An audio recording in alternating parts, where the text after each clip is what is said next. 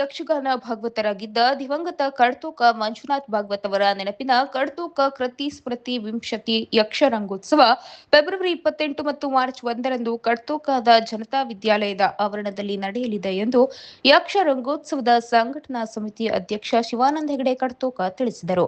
ಹೊನ್ನಾವರ ಪಟ್ಟಣದಲ್ಲಿ ಭಾನುವಾರ ಸುದ್ದಿಗೋಷ್ಠಿಯಲ್ಲಿ ಅವರು ಮಾಹಿತಿ ನೀಡಿದರು. ಫೆಬ್ರವರಿ 28ರಂದು ಸಂಜೆ 4 ಗಂಟೆಗೆ ಉದ್ಘಾಟನೆ ನಡೆಯಲಿದ್ದು, ಎಡನೀರು ಮಠದ ಶ್ರೀ ಸಚ್ಚಿದಾನಂದ ಭಾರತಿ ಶ್ರೀಪಾದಂಗಳವರು ಸಾನ್ನಿಧ್ಯ ವಹಿಸುವರು. ಸಂಸದ ವಿಶ್ವೇಶ್ವರ ಹೆಗಡೆ ಕಾಗೇರಿ ಅಧ್ಯಕ್ಷತೆ ವಹಿಸುವರು. ರಾಜ್ಯ ಮಾನವ ಹಕ್ಕುಗಳ ಆಯೋಗದ ಅಧ್ಯಕ್ಷ ಡಾಕ್ಟರ್ ಶ್ಯಾಮ್ ಭಟ್ ಕಾರ್ಯಕ್ರಮ ಉದ್ಘಾಟಿಸುವರು.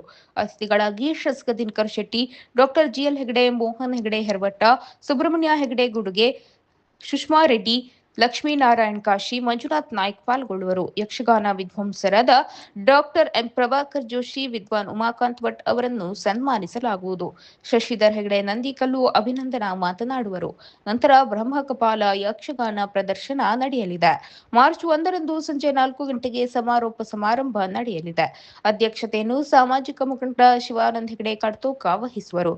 ಯಕ್ಷಗಾನ ಸಂಘಟಕ ಕೆರೆಮನೆ ಶಿವಾನಂದ ಹೆಗಡೆ ಅವರಿಗೆ ಸಂಘಟಕ ಗೌರವ ಸಮರ್ಪಣೆ ಮಾಡಲಾಗುವುದು. ಅರ್ಥಧಾರಿ ನಾರಾಯಣ್ ಯಾಜಿ ಸಾಲೆಬೈಲು ಅಭಿನಂದನಾ ಮಾತನಾಡುವರು. ಕಲಾವಿದ ಸತ್ಯನಾರಾಯಣ್ ಹಾಸ್ಯಗಾರ್ ಇತರರು ಪಾಲ್ಗೊಳ್ಳುವರು. ನಂತರ ಗದಾಯುದ್ಧ ಯಕ್ಷಗಾನ ನಡೆಯಲಿದೆ ಎಂದು ತಿಳಿಸಿದರು. ಇದೇ ಬರುವ ಫೆಬ್ರವರಿ 28 ಮತ್ತು ಮಾರ್ಚ್ 1ನೇ ತಾರೀಕಿಗೆ ಕಡತೋಕ ಮಂಜುನಾಥ ಭಾಗವತರ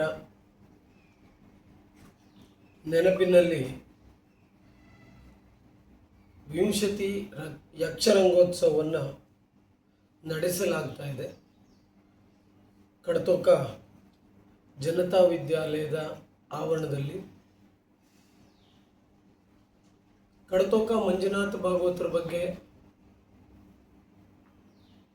ನಮಗೆ ಹೇಳಬೇಕಾದ್ದೇನಿಲ್ಲ. ಯಾಕೆಂದರೆ ತೆಂಗು ಮತ್ತು ಬಡಗು ಎರಡೂ ತಿಟ್ಟಿನಲ್ಲಿ ಅಗ್ರಮಾನ್ಯ ಭಾಗವತರಾಗಿ ಯಕ್ಷಗಾನ ರಂಗದಲ್ಲಿ ಮನೆ ಮಾತಾದಂಥ ಪ್ರಸಿದ್ಧ ಭಾಗವತರಾಗಿದ್ದರು.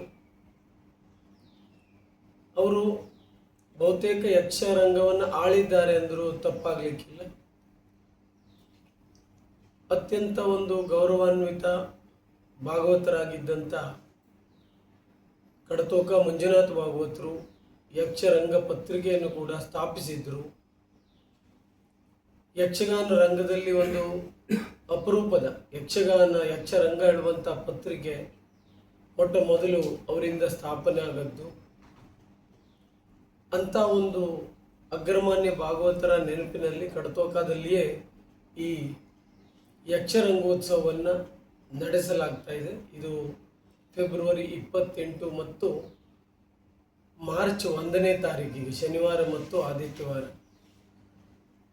ಈ ಕಾರ್ಯಕ್ರಮವನ್ನು ಉದ್ಘಾಟನೆ ಸಂಜೆ 4 ಗಂಟೆಗೆ ಶನಿವಾರ ಸಂಜೆ 4 ಗಂಟೆಗೆ ನಡೆಸಲಾಗುತ್ತದೆ. ಸಂಘಟಕ ಗೋಪಾಲ್ ಕೃಷ್ಣ ಭಾಗವತ್ ಮಾತನಾಡಿ, ಪ್ರತಿ ವರ್ಷ ನಡೆಯುವ ಈ ಕಾರ್ಯಕ್ರಮದಲ್ಲಿ ವಿಚಾರ ವಿನಿಮಯ, ಸನ್ಮಾನ, ಯಕ್ಷಗಾನ ಪ್ರದರ್ಶನ ಸೇರಿದಂತೆ ಯಕ್ಷಗಾನ ಸಂಬಂಧಿ ಕಾರ್ಯಕ್ರಮಗಳು ನಡೆಯುತ್ತವೆ. ಕಲಾಭಿಮಾನಿಗಳು ಕಾರ್ಯಕ್ರಮದಲ್ಲಿ ಪಾಲ್ಗೊಳ್ಳಬೇಕು ಎಂದು ವಿನಂತಿಸಿದರು. ವಕೀಲ ಸತೀಶ್ ಭಟ್ ಉಳಗೇರೆ ಮಾತನಾಡಿ, ಯಕ್ಷಗಾನವು ಕನ್ನಡ ಭಾಷೆಯ ಬೆಳವಣಿಗೆಗೆ ಸಹಕಾರಿಯಾಗಿದೆ.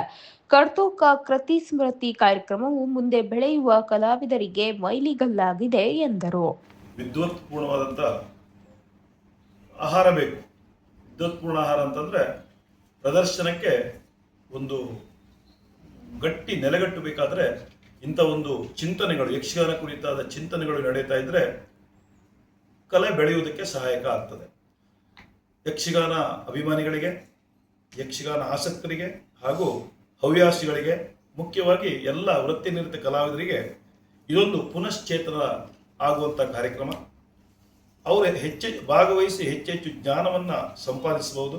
ಹಾಗೆ ವಿಮರ್ಶೆಗೂ ಒಳಪಟ್ಟು ಮುಂದೆ ಬೆಳೆಯುವಂಥ ಒಂದು ಮೈಲಿಗಲ್ಲಾಗಿ ಗೋಪಾಲಕೃಷ್ಣ ಭಾಗವತರವರು ಪ್ರತಿ ವರ್ಷ ತುಂಬ ಕಷ್ಟಪಟ್ಟು ಈ ಕಾರ್ಯಕ್ರಮವನ್ನು ನಡೆಸ್ತಾ ಇದ್ದಾರೆ. ಯಕ್ಷಗಾನ ಅಂತಂದರೆ ಸಂಪೂರ್ಣ ಕನ್ನಡಮಯವಾಗಿರುವಂಥದ್ದು. ಕನ್ನಡ ಭಾಷೆಯ ಬೆಳವಣಿಗೆಗೆ, ಅದರ ಅಭಿವೃದ್ಧಿಗೆ ಈ ನಮ್ಮ ಎಲ್ಲ ಕನ್ನಡಕ್ಕೆ ಸಂಬಂಧಪಟ್ಟ ವಿದ್ಯಾರ್ಥಿಗಳು ಹಾಗೂ ಸಾರ್ವಜನಿಕರು ಹೆಚ್ಚು ಸಂಖ್ಯೆಯಲ್ಲಿ ಭಾಗವಹಿಸಿ ಕಾರ್ಯಕ್ರಮವನ್ನು ಯಶಸ್ವಿಗೊಳಿಸಬೇಕು. ಅದಕ್ಕೆ ತಮ್ಮೆಲ್ಲರ ಸಹಕಾರ ಅಗತ್ಯ. ನಮಸ್ಕಾರ.